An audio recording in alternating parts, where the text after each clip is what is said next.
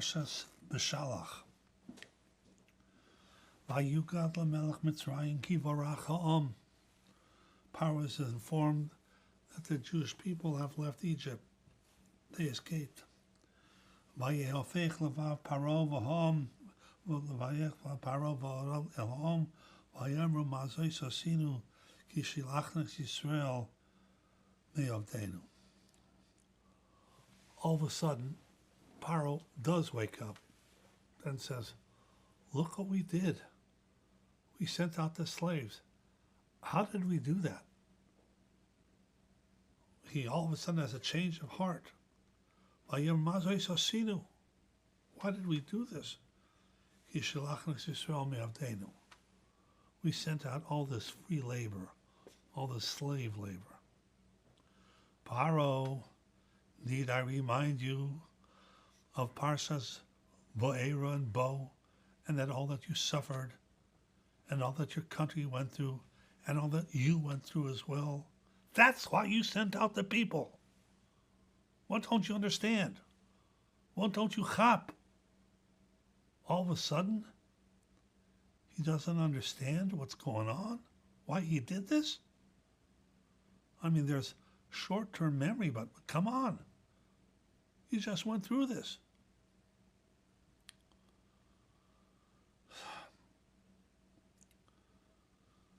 So Rabbi Kamenetsky, in his Sefer Emes Yaakov, addresses this, and he addresses this on two levels. He addresses this on a pshat level, pshuta shel mikra, and he addresses this also from a psychological standpoint. The pshat level, which Rabbi Kamenetsky addresses, is something that I'm sure has bothered you over the years. Originally, when Moshe Rabbeinu comes to Paro and says, send Klal Yisrael out, the pasuk says, V'achar bo Moshe v'Aaron v'yem el Paro kol Hashem el Yisrael shalach es amini v'yochid b'midbar. The original request was, send out the people and let them go out to the desert. V'yemer Paro mi Hashem asher shma b'choyloi. Who is this God? Beshalach es Yisrael lo yidati es Hashem. I don't know who he is. V'gam es Yisrael la shalech, and I ain't going to send them out either. V'yomru, Moshe Rabbeinu, and Aaron tell Aparoi, Elokei ho'yiri nikru aleinu, because the God of the Jews has come to us, and he has told us, Nel chana derech shleishes yomim b'midbar, v'nizbuchal Hashem Elokei Elokeinu. The Bereshit says, let us go out for 3 days, and we'll go ahead and we'll serve Hashem in the Midbar, and then we will come back. Now, I'm sure it has bothered you.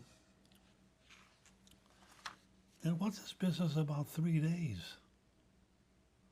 You know, whatever happened to that idea? When Klal Yisrael finally goes out, they go out for good. And we don't hear any more about this business of 3 days. So, God was trying to con Paro? Yeah, say 3 days, but then don't come back. The Bereshit doesn't work like that. So what is this attempt? Let them go out for 3 days. So Rabbi Kamenetsky says that there's a fundamental difference between Parshas Shmos, where this offer is made, the 3-day offer, and Parshas Bo'era and Bo. And that is, as we all know, originally Klal Yisrael was supposed to remain in Egypt for 400 years. The Rebbeinu Shalom saw that if they stay there for 400 years, they wouldn't make it. So the Rebbeinu Shalom came up with a plan. Said, you know what? They need a booster shot. They need a ben azmanim. If they stay here for 400 straight years, they're not going to make it. So you know what? Let them go out for 3 days. They'll daven to Hashem. They'll be Yissocher. That will give them another push, a booster shot. They'll be able to survive. That's Parshas Shmos. in which Klal Yisrael was supposed to remain there as told to Avraham Avinu for 400 years. By Parshas Va'era and Bo already, the Rebbeinu Shalom already sees that that's not going to work.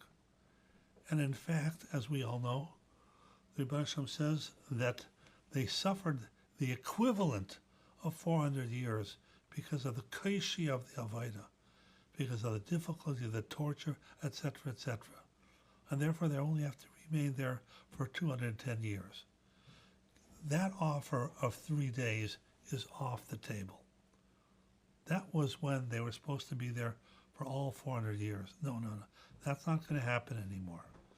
They're there for 210 years and then they're out. So the Rebbeinu Shalom withdrew that offer. Paro didn't realize that. Okay? So he goes ahead, he sends out the people, and he thinks, well, guess what?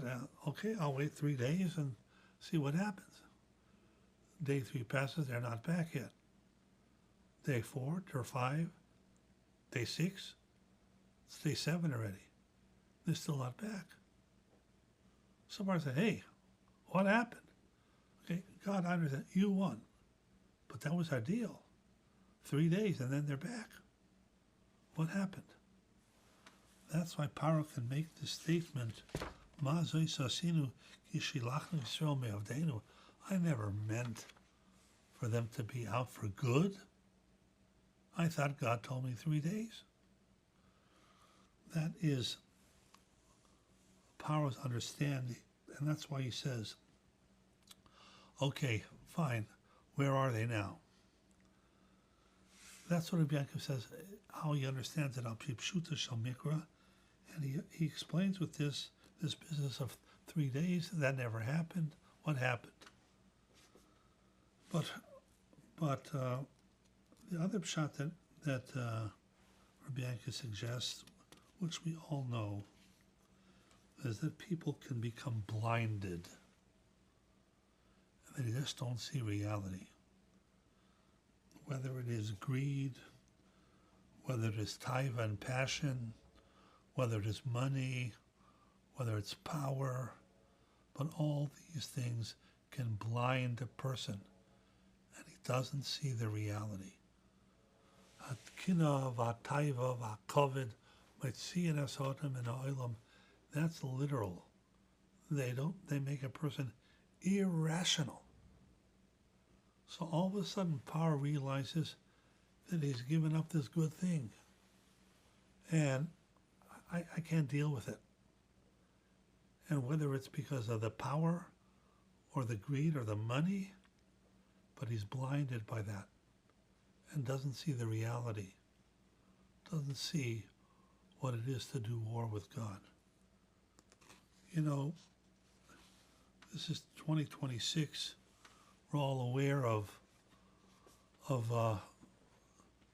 President Trump's kidnapping of Maduro, and now he's sitting in jail in, I think, in Brooklyn, New York.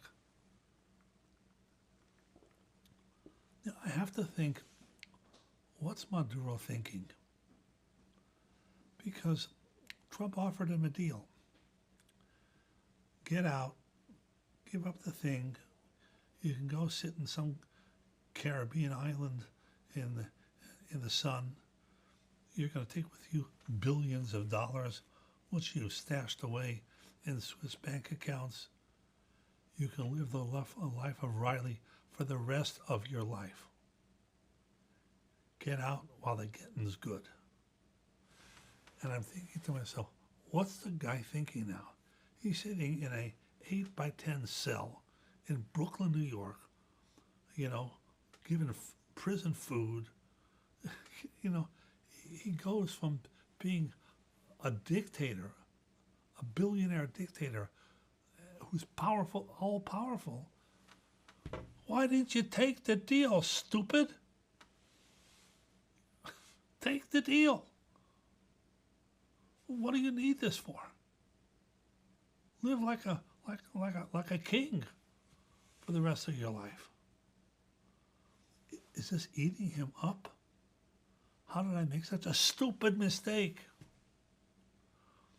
The answer is He's blinded by power, a very powerful man, by money, making billions of dollars.